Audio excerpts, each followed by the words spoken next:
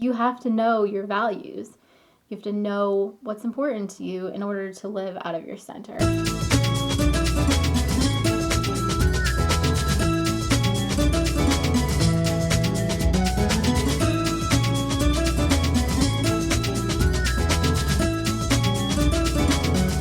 Hey everybody, and welcome to Epic Everyday. I'm Liz Frerichs, and this is my husband Evan. Hello.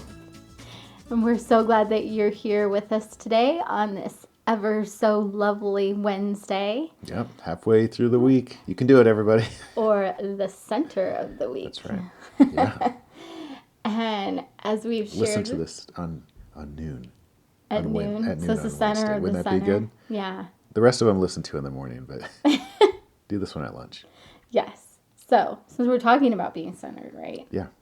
As you guys know, this week we are talking about the CSCs and how the CSCs have changed our lives and what they are. So, in case you don't remember, they are being calm, surrendered, centered, connected, and complete. Yes. And I actually think I'm getting those memorized. So Nice. And as I said, since it's the center of the week, we're talking about being centered. Well, actually, that was just a nice... nice coincidence. Yeah. Although, I like how Derek Gilbert says he's not a coincidence theorist, so maybe it's meant to be. Anyway, that's off topic.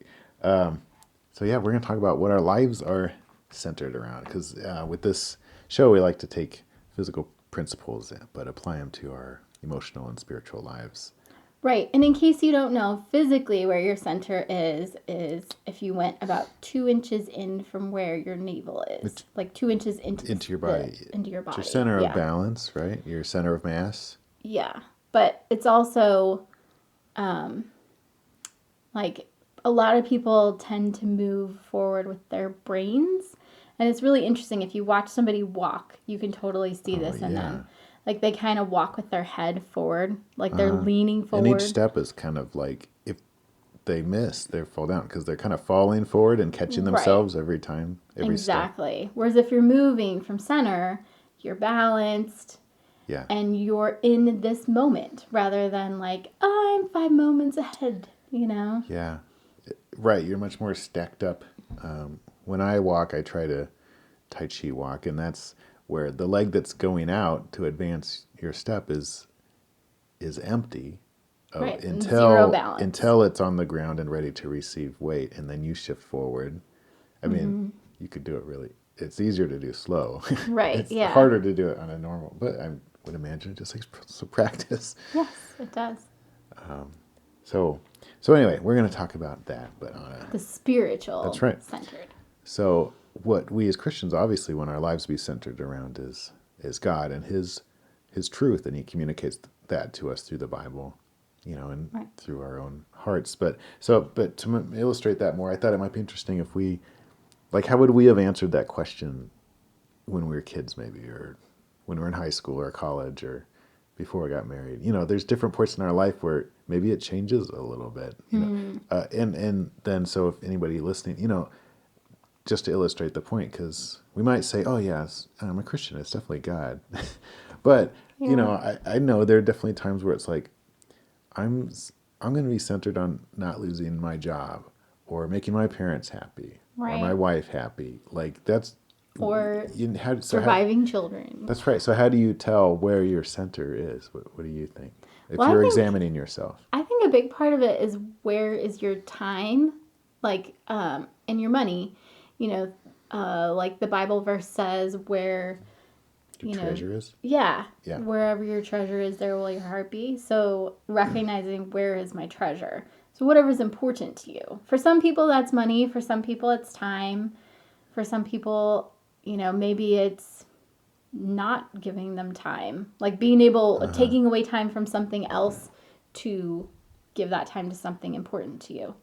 Yeah. But how do you, like, if somebody's like, what's your center? Like, you'd have to look at... right now, you mean? No, I guess what you answered it, but I wanted a little bit more specific. Like, what do you spend your money on? Or what are you motivated to protect, right? Like, right, yeah. If you make a decision... What's important to you? Yeah, what are you defending with each decision? Like I said, maybe if it's if you're a kid, I mean, and then some of these things are not really a problem, especially if you're like as you grow up, like you kind of, parents kind of worship their parents, and it's a parent's job to Kids worship transition. their parents. What did I say? Parents worship their parents. Oh, yeah, the kids do. So anyway, the parent's job is then to transition that worship to God.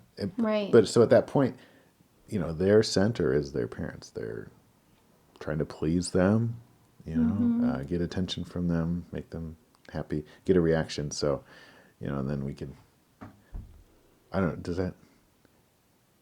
Yeah, I see what you're saying. And there's definitely that at different points in your life it changes. Yeah. And I think you're talking about values too. Yeah. Like not just it because values is what's important to you. Like in Sacred Six, you write down your top 6 values.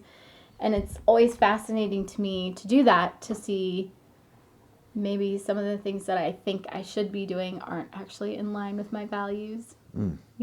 Oh, yeah. Yeah, I think we're, what is that called? Where you're like self-contradictory, like, and maybe that's what I was trying to get at too. Like, we're like, oh, I worship God, He's my center. And then we make these choices that don't even don't come from that center. Right.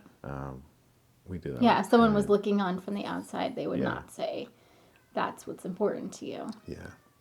So, anyway, just something to think about, I think. I think we're going to be talking a lot about the importance of self-examination, and that's a big part of it. Why did I do that? What was I trying to accomplish or protect there? I mean, the main thing I was thinking of was centered, is something that we'll probably end up talking about consistently, but just that idea that you have to know yourself. Kind of what you were saying. Like, you have to know your values. You have to know what's important to you in order to live out of your center. And obviously, as Christians, our center is God, but there are other things that God's created us to be passionate about. I mean, like, I am extremely passionate about helping people understand things. I love teaching, Sure. Yeah. I'm passionate about literature. Like, I mean, I write, I read. Yeah. Right. I'm very passionate about being a good mom. Yeah, I'm sure it'll come up on here. We both like stories. We'll use books and movies to illustrate points all the time. Right. It's a deep well of really great stuff. Yeah. Yeah. So, I mean, there are things that God has made me passionate about that maybe other people aren't passionate about. One of my best friends, she's got like 3 books in her house, Uh-huh. And so we don't talk about literature all that much, but she's still an amazing person, and we can still share because we're both centered on what is God calling me to do. Even though it's different things, we can still encourage each other and be like, oh yeah, I totally see God pushing you that direction. Or Yeah. Yeah. What do you think motivates people to, once they maybe have investigated a little bit and saw what their center might be, to then shift that to something else? You mean changing what their center is, or like if they doing something in spite of their center changing being the center. something Like else? if they look inside and maybe their center, they're like, oh, everything I do is to prevent me from being embarrassed. That's the main thing in my life. I want to change that to something else. Right. Well, I mean, recognizing that it's something you don't want. Yeah. Or seeing if it's contrary to Scripture. Yeah. I mean, we want to align with the way God designed us to live. And so if it's something that's contrary to the way that He tells us, then obviously we want to change that. I'm not quite sure where you're heading I here. guess, I don't know. We tried to talk about this before in one of our test episodes, and it didn't really go that well, but I'm going to try to do it again. Okay. It's the idea that there is truth out there. Like, being a person created by God, our center is designed to be God, and then we as free agents can honor that or not. Right. We can move from any center we want. God's given us that freedom. So then, and for a Christian, I think that's fine, because they're like, oh yeah, God made me, whatever. But I don't know. I just imagine, in a pluralistic society where truth is relative, a message like this is not making a lot of sense. I just wonder if there's some internal context where, and I guess that's what hitting bottom is. You're moving from the center that doesn't work, and then it ends in tragedy. And at some point, you could see, oh, this isn't working. What else is available? Right. If you keep looking for the truth, I think you'll end up on God's doorstep. So. Right. I agree. Yeah. I don't know. Just something to think about. Yeah. Yeah. The idea of true center versus a million false centers. Right. But yes, I agree that God is our absolute center, but like I was saying, there are other centers too. And I think there are life circumstances that change that. Once you have kids, they work their way into the center, you know, or getting married or getting sick. Having a chronic illness like I do, health has become a huge, huge thing in my life where but as long 10 years ago, it wasn't. Yeah. And that's the beauty about the Christian life, I think, is that it's based on who God is and how he reveals himself to us through the scripture. But there's, so this, and that's, the beauty of us all being individuals. We can be individuals, like Paul says, we're all individual parts of the body. We're unified, but we have, such different functions that if you just took one organ out or two and put them side by side, you might not even be able to tell that they came from the same organism.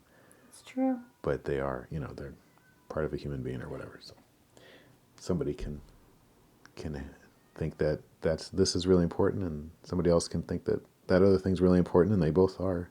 Right. If they're in line with what God's trying to do. Right, and it's about who did God create you to be, not who. And obviously, there is that connection of God created everyone to be centered on him and have a relationship with him.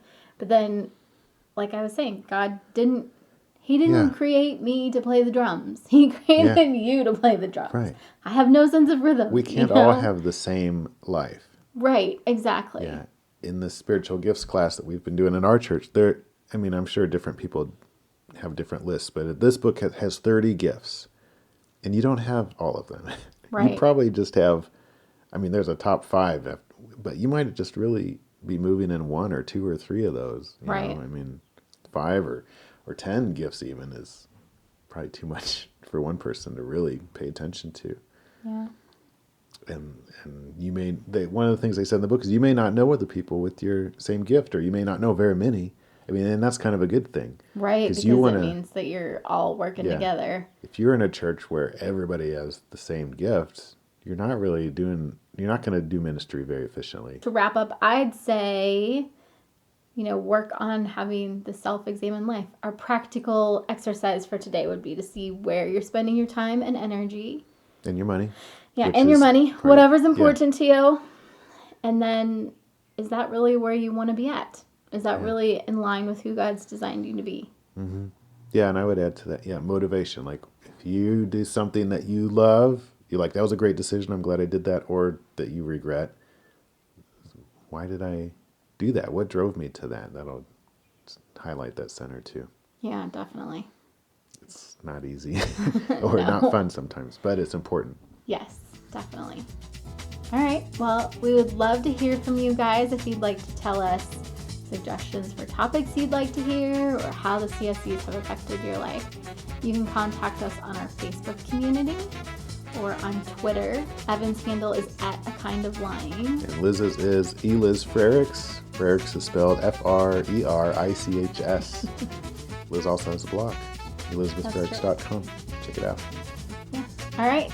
Hope you guys have an awesome Wednesday and you can focus on being centered today. That's right. 1% improvement. Yeah. Don't bite off more than you can chew. Yeah. It's going to be okay. All right. We're praying for you guys. We'll talk to you later. See ya.